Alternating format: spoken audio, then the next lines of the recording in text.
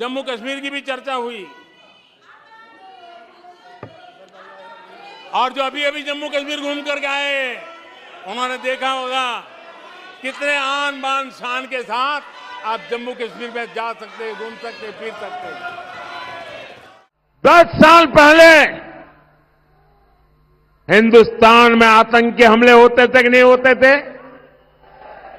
मुंबई में आए दिन बम धमाके होते थे कि नहीं होते थे? काशी में बम धमाके होते थे कि नहीं होते थे? अयोध्या में बम धमाके होते थे कि नहीं होते थे? आज बंद हुए कि नहीं हुए दोस्तों? आज बंद हुए कि नहीं हुए?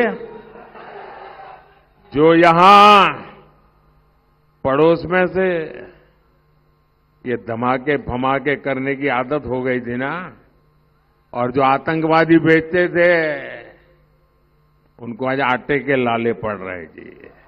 सभापति जी 2014 के पहले वो भी एक वक्त था कि जब आतंकी आकर के जी चाहे वहां, जब चाहे वहां हमला कर सकते थे।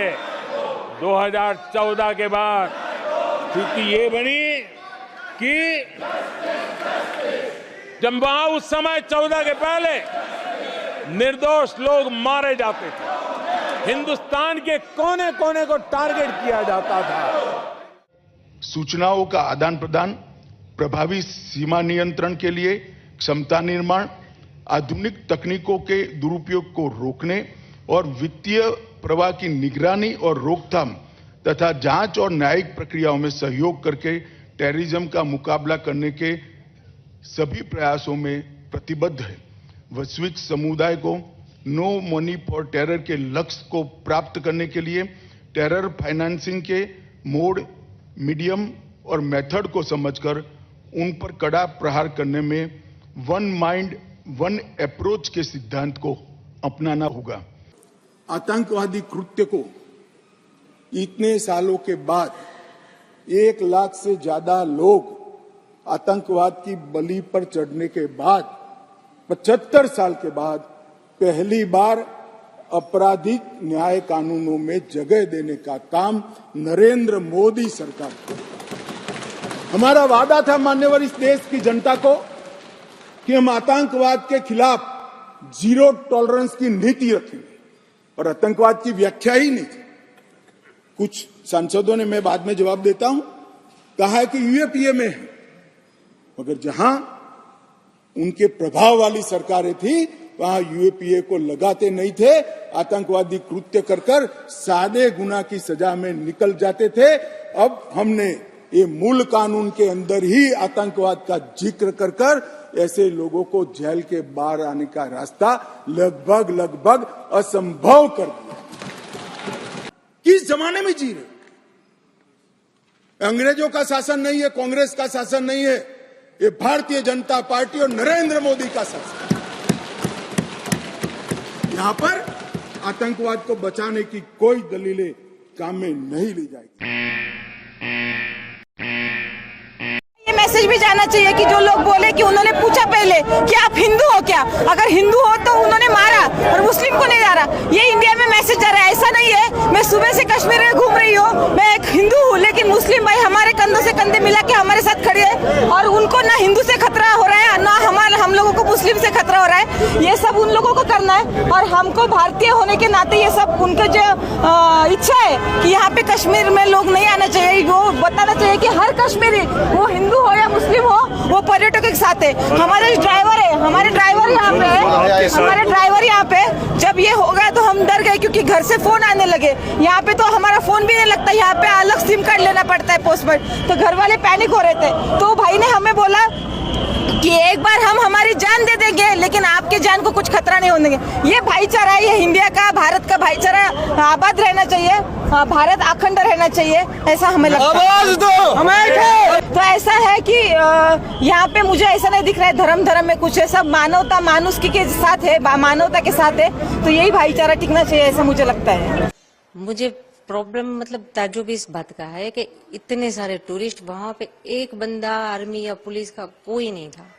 नहीं, वो लोग, मुझे ये लग रहा है कि जैसे वो हिंदू मुसलमान की बात कर रहे हैं, हिंदू मुसलमान जैसा कुछ है नहीं कश्मीर में। सभी लोग बहुत अच्छे, मतलब जो हम जिसके कैब में घूम रहे थे वो भैया भी मुस्लिम थे, जिस होटल में रुके थे वो भी मुस्लिम थे। वहां पे ऐसा कोई माहौल नहीं है। देखो, वो तो गवर्नमेंट को हमसे ज्यादा पता है, पर मेरा तो इतना मानना है कि ये जो टूरिस्ट प्लेस पर आज हुआ, जहां हम गए, वहां पे अच्छे से सिक्योरिटी बिठा दीजिए, या तो वो प्लेस बंद कर दीजिए ताकि कोई जाए ना, किसी की जान हानि ना हो। जितना गवर्नमेंट से कंट्रोल हो वो एरिया ओपन रखो, जो कंट्रोल नहीं हो रहा है, वो जो डेंजर जोन है वहां पे किसी को जाने ही मत दो ना। फिर ये कोई छोटा मोटा हादसा है नहीं। अगर ये डेंजर जोन था तो किसी को ऊपर जाने ही क्यों दे रहे थे वो लोग? विदाउट परमिशन तो कोई ऊपर जा नहीं सकता था। आर्मी कैंप के सामने से ही सब जाते थे, तो उनको पता ही है ना इतने टूरिस्ट ऊपर है। तो ऊपर कोई सिक्योरिटी नहीं, कोई पुलिस नहीं कोई हॉस्पिटल, कुछ नहीं, कोई मदद नहीं। पहाड़ी इलाका, पौनी से ऊपर जाना पड़ता है, मतलब रास्ता भी इतना खराब, आप चल के भी ना जा सको, कार बार नहीं जा सकती। घर पे आ जाओ, वो कश्मीरी लोग बोलता है हमारे घर पे आओ, पैसा चाहिए तो हम देंगे, खाना, हमको यहाँ खाना बना भी दिया, और वो बोले आपको पैसा चाहिए हम आपको मुफ्त में गुजरात पहुँचाएंगे, एक पैसा भी नहीं लगेगा, गाड़ी भी हम कर देंगे। ऐसा कश्मीरी लोग ऐसा बोल रहे।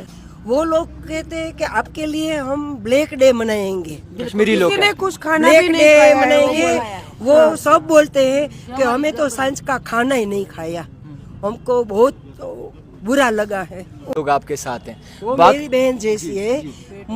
मुझे बहुत आश्वासन दिया है कि तुम घबराओ नहीं, हम तुम्हारे साथ हैं। सब भी जानते हैं आप बहुत अच्छे लोग हैं, हमने पूरा आश्वासन दिया है। सबका व्यवहार भी बहुत अच्छा है, यहाँ पे सबका व्यवहार अच्छा है, बहुत अच्छा है। हमारे ख्याल बहुत रखा जैसा है, व्यवहार करते हो। सब यहाँ के लोग अच्छे, व्यवहार अच्छा, वो पिता जैसे है, कोई माई जैसा है, कोई बेटे जैसा है, सब लोग हमें बोल रहे हैं पोतरे जैसे हो भैया।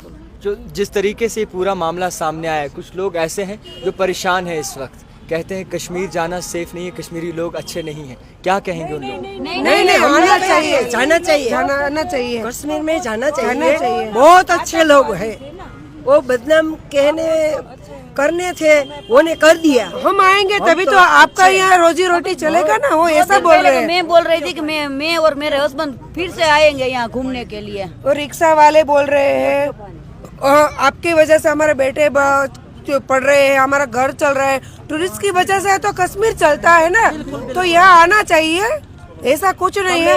पर वो कौन अंत तक की है, क्या सोच के ऐसा किया वो पता नहीं। कश्मीर को बदनाम करने के लिए भी ऐसा हो गया होगा।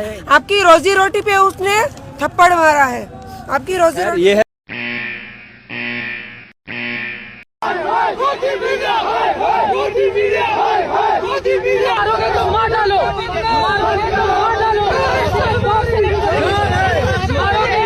हिंदू मुस्लिम का सीन नहीं है, ये इंसानियत का कत्ल है। उन्होंने वहाँ से क्या किया, हम बोल रहे थे मतलब अमन से रहना चाहिए, ये वहाँ से उनको इशारा कर रहे हैं कैमरा बंद कीजिए। उन्होंने वहाँ पे लाइव कट किया, और जैसे हमने बात खत्म की वो बोल रहा है चलो फिर से कीजिए। ये सरासर गलत है। मैं 100 किलोमीटर काट के आया इधर जज करने के लिए।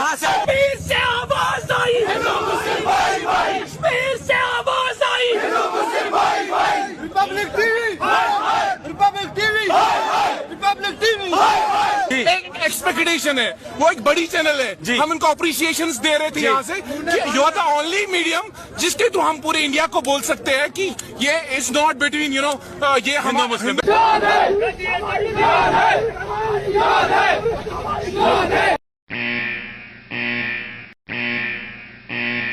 ये पड़ोसी देश हमें परेशान कर रहे हैं, ये सेना की कमजोरी के कारण,